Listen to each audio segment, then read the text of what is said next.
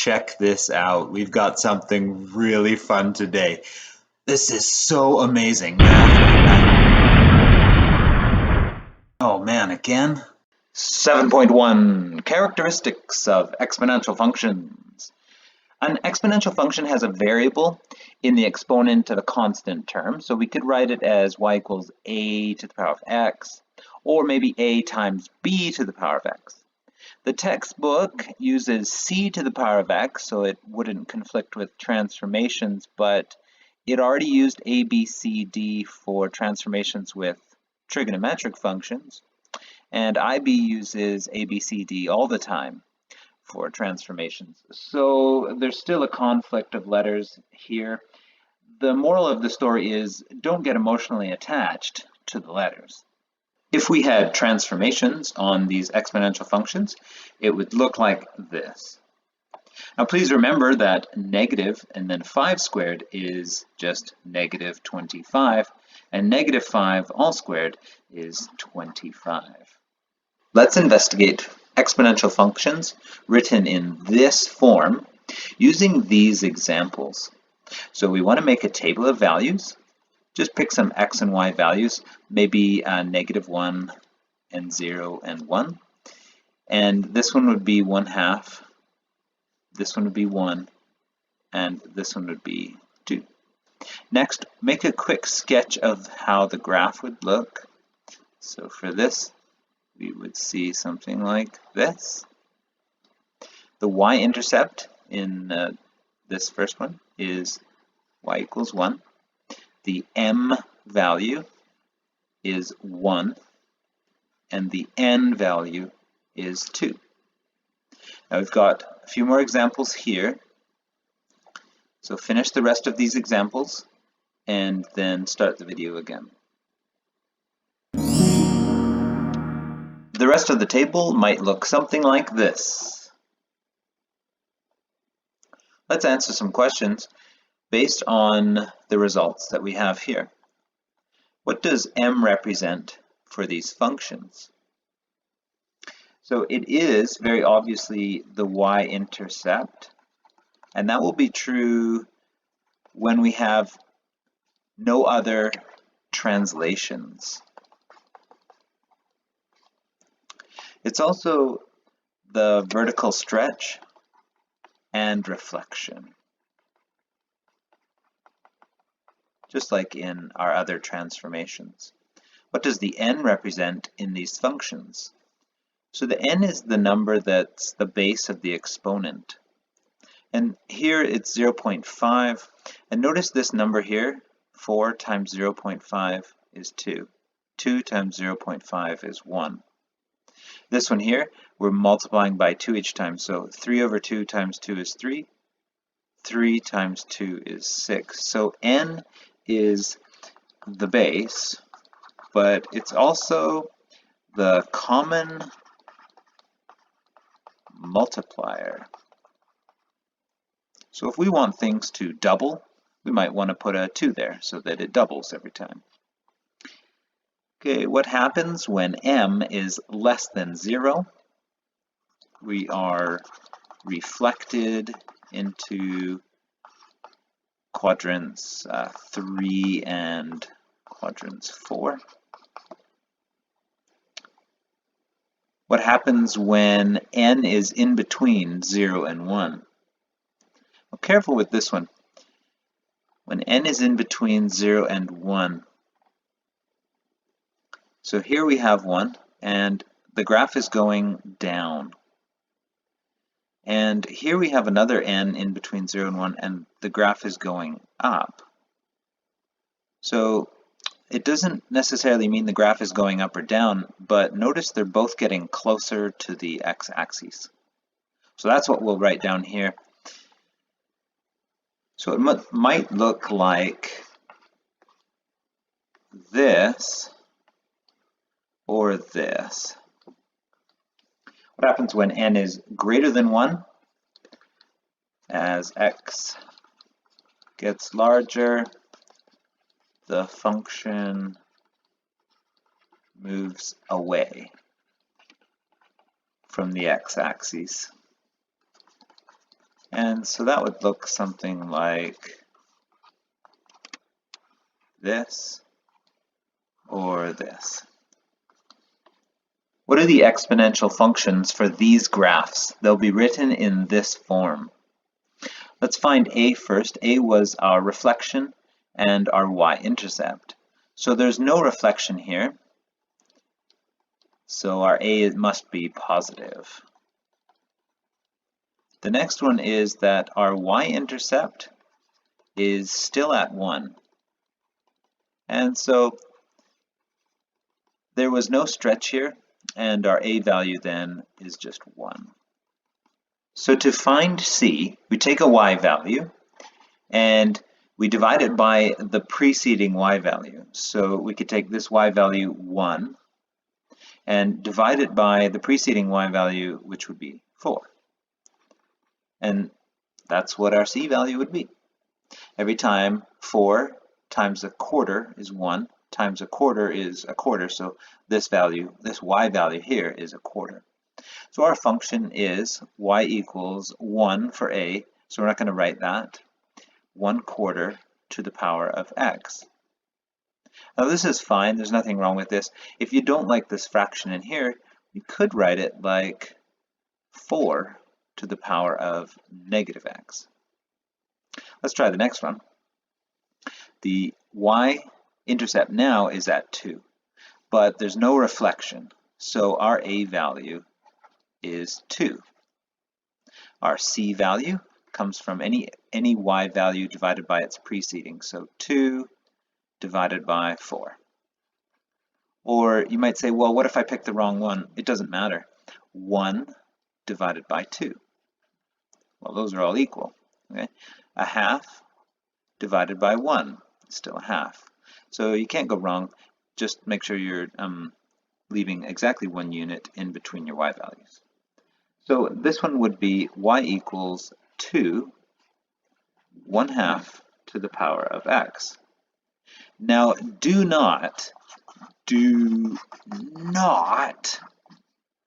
go 2 times a half is equal to 1. No way. No way. You're forgetting bedmass, which is brackets and exponents need to come before multiplication and division. You can't just do the multiplication first. So no way. If you did want to put this together somehow, we could write this as a 2, just like we did up here. So we could write this as a 2 to the power of -x. And now we have a 2, another 2 to the power of, we could write a 1 there. And now we've got 2 to the power of, and we add these. So -x plus 1. So that would be fine. But it's fine to just leave it like this. And maybe it's even a better idea to leave it like this. Then you don't have the chance of making a mistake while you're trying to do some fancy combining. There's 2 types of exponential functions that you'll commonly see in real life situations. That would be exponential decay, when things are being reduced, and exponential growth, when things are growing very quickly. Slowly at first and then very quickly. Half-life is an example of exponential decay. Let's take a look at this question here and make a half-life equation for it. So what is the half-life? That's the time that it takes for whatever we have to have, so that we have half of it. So here we start off at 0 with 18, whatever it is. And when do we have half of it? Well, right here at 9. So it took 4 units for this to have. It should take another 4 units to have again. So let's see, 1, 2, 3, 4. And that would be half again. So half of 9 is 4.5. It'll take another 4 units to half again. So that would be 2.25. And that pattern continues forever. Let's make an equation here. We've got y is equal to. Our y-intercept here is 18, so that will be my first value there. Whenever we do half-life, we're going to have a common multiplier of 1/2. Then we're going to put our exponent here, but we've got to do something to this exponent, because if I just put x, it will half every x, and so that would mean that after one it would half. After another one it would half again. We don't want that because that's much too quick for this graph. So we want to give this a horizontal stretch. We want to stretch it horizontally by a factor of 4. And so that's why we're going to put it like that. Okay, so now you could just memorize that that number right there will always be the half-life. The starting amount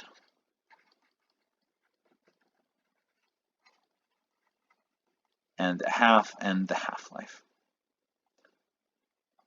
Very important concept because this will work for other questions, not just half-life. When x equals the half-life, then the exponent is equal to 1. So in this case, when x is equal to the half-life of 4, then we got 4 over 4, and that becomes 1, and so now we're going to go 18 times a half. Let's use that same concept, but for some exponential growth. In this case, doubling. Every 6 years, the student population doubles. If we have 30 students today, write an equation for this. So we'll have, how about P for population? And we'll do T for time. So let's just write that down, and T for time. And this would be in years. This is going to be equal to our starting amount, which is 30. In this case, we're not doing half-life, we're doing double. So I'm just going to put a 2 here. If it said triple, then I would put a 3 here. Now I need my variable here. And right here normally would have been the half-life, but in this case it's the doubling life of 6. So I just put a 6 there. A radioactive sample of ibinium has a half-life of 15 days. Now, IB406, obviously that's made up, because I didn't just want people to memorize half-lives. The mass m in grams remaining over time t in 15-day periods is modeled by the graph. What's the initial mass? Well, 1 gram.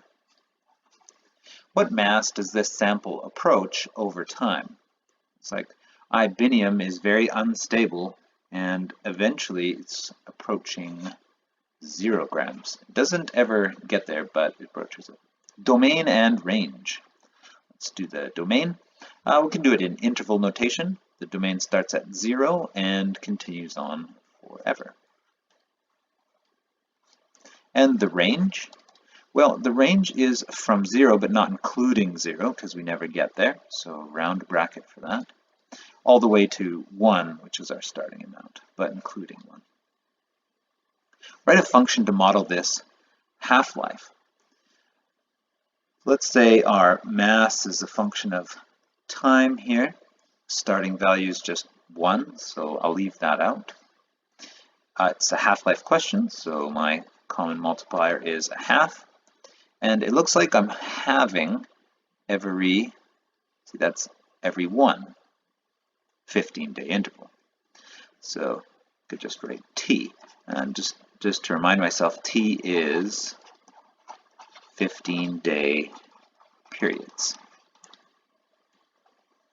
When will we have 1/30th of the original mass left? So 1/30th is equal to 1 over 2 to the power of t. We can solve this using our calculator, put this into y1, put this into y2. So I'll say from calculator, we get that t is equal to 4.9068906. Now don't get mixed up, this isn't 4.9 days, this is 4.9 15-day periods.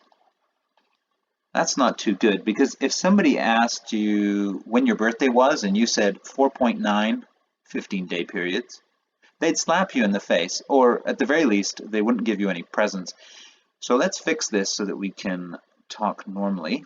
So 4.906896, use all the decimals you can, times 15.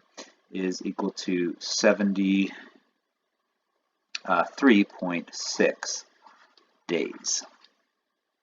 Now I'm going to redo this question. I'm going to get rid of the 15-day periods here in my equation, and just that'll change the graph as well. But let's see how that would look. My new equation would be still m of t, and it's still a half-life equation, and we still have t here. The only change I would need to do is, if I wanted this in days, would be to put my half-life right here. So now t is in days. Now when I tried to do the next question here, 1 over 30 is equal to 1 over 2 t over 15. Whoa. Then I would get from the calculator that t is equal to 73.6 days. And I wouldn't have to do any messy conversion at the end. But either of these equations and approaches work. Sometimes the question is set up for you already, and so you don't have a choice, you have to do it this way. There is 200 milligrams of urucarbon at time 0 and 164.067 milligrams after 100 years. What is the half-life of urucarbon? And obviously this is made up because I didn't want somebody just writing down the answer because they already know it. So let's make our half-life equation. The amount at time t is equal to the initial amount, so I'll put A naught, my starting amount, and there's a half because I'm doing half-life question, and there's t for time, and we're going to divide that by the half-life. Let's put in the things that we know. So the amount after 100 years is 164.067, and my starting amount was 200, and my time was 100 years, and my half-life is my unknown. And now I can solve this graphically. We're not quite ready to solve it algebraically. We're doing logs next, but if you already know them, you could go ahead and do this for fun. All right, so graphically, we get h is equal to 350 years. Let's look at growth rates and decay rates. The setup is going to be almost exactly the same. We've got an amount at time t, we've got a starting amount, our A naught, we've got a 1, and the only difference is this is plus the growth rate, and over here we'd have minus the decay rate. And that's to the exponent of the number of periods. So how much is $1,000 worth after 6 years if you get 4% per annum? Now, annum means year. So let's set up our equation. We want to know the amount after 6 years. We start off with 1,000. It's 1 plus the growth rate, but we have to write this as a decimal. And how many times did we get this interest paid to us? That's 6. We can just put that in our calculator, and we'll get $1,265.32. Great-Grandma Paul leaves $100 for her great-grandchildren in 1902. She invested it at 2.8% per annum, compounding yearly. How much is it worth today? That would be in the year 2020. So we have our amount here. How many years since 1902? Looks like about 118.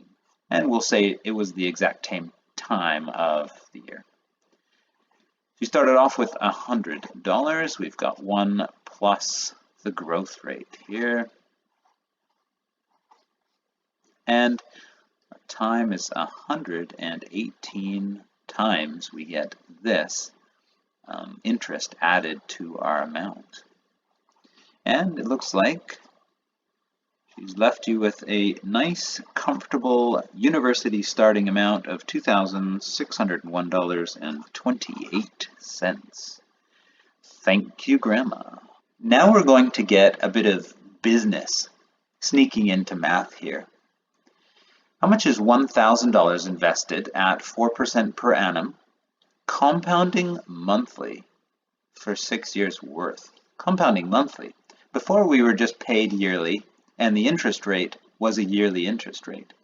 But now we have a yearly interest rate shown here, but we're going to get it paid every month. Now, unfortunately, you do not get 4% per month, and you don't even get an effective interest rate of 4%. What you do get, and this is the part where business sneaks in, and it's not really intuitive that this is the way that it would be. So you get 4% divided by 12. And this turns out to be 0.333%. So you're getting 1/3% every month. Now, why don't they just say that? Banks don't want to look cheap, and so they're going to advertise 4% per year. Looks much better than 1/3% per month. So now let's see how this would affect our calculation. We've got an amount at time t, or 6 years here. We've got our starting amount of $1,000. We've got 1 plus our growth rate, but this is actually our growth rate here.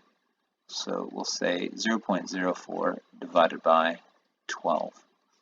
Now we need the periods, the number of periods. How many times do we get this growth?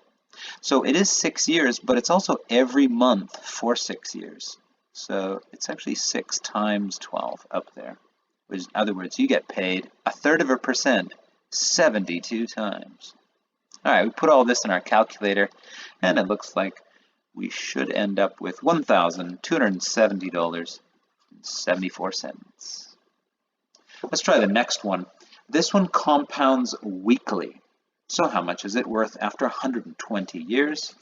So our amount after 120 years is equal to our starting amount, 300, 1 plus our interest rate here of 0.04, divided by, how many weeks are in a year? 52, and unfortunately you'd have to know that to do these questions. And then we're going to do this for 120 years and 52 times a year. So that's a multiply. If it looks like a decimal, maybe we'll switch that to brackets. All right, so we put that in our calculators, and we get $36,385.92. These next two examples are exponential decay. We have a $50,000 car, and it's depreciating at 5% per year for 10 years. How much is it worth now? So here's our amount after 10 years. We started off with 50,000. This time it's 1 minus the decay rate here of 0.05. And this is happening for 10 years per year, so I just need a 10 here. Put that into our calculator, and we get that the car is now worth $29,936.85. Still unaffordable for me. How about this? A homework assignment handed in late will lose 5% per day. Sounds like a good idea. If the assignment was 100% correct to start with, but it was handed in late, how many days until it's worth less than 50%? All right, so we've got our amount here at time t is equal to our starting amount, 1 minus our decay rate of 5%, and that's going to be per day. Let's fill this in. So we want to know this amount 50%. Say we started off at 100%. I could also put these numbers as decimals. It really doesn't matter. Next, just put this in your calculator. Notice that if I'm losing 5%, I am keeping 95%. And that's what this means right here. Now, if I graph this from graph, then I would get that t is equal to 13.5. Now, it says how many days. You could say 13.5 days, or you could even round after 14 days. Is a growth rate of 3% a reflection of a depreciation or decay rate of 3%? So a growth rate would be increasing, so it might look something like this, and our decay rate would be decreasing.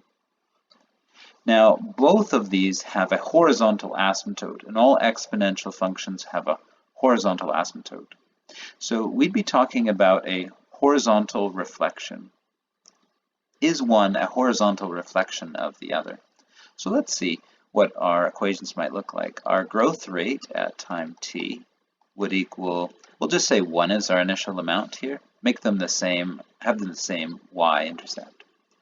And our growth rate would be 3%, so it's just 1 plus 3%. Our decay or depreciation equation would look like this, where we're keeping 97% of whatever we have. Now, is one a horizontal reflection of the other? So would it be like this? So let's go check it out graphically and see what it looks like. So we will graph y equals 1.03 to the power of x.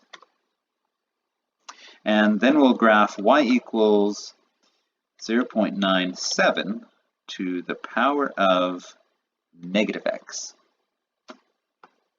Well, well, well, that looks pretty promising. Let's see what we can show algebraically. We've got 1.03 to the power of t on this side, and let's get rid of the negative. So we'll do 1 over 0.97 to the power of t. Now our bases must be equal, so does 1.03 equal 1 over 0.97? Well, putting that into our calculator, we find that it does not. It's 0.27835. Ooh, very close, but it's not actually equal. So what happened with our graph? Our graph looked so promising here. Let's open the table of values, see what's going on. Ooh, look at that. Very close, but not actually equal. And let's just try zooming out here. Oh, look at that. They do diverge. So these are not equal. So we must conclude here that no, one isn't a reflection of the other.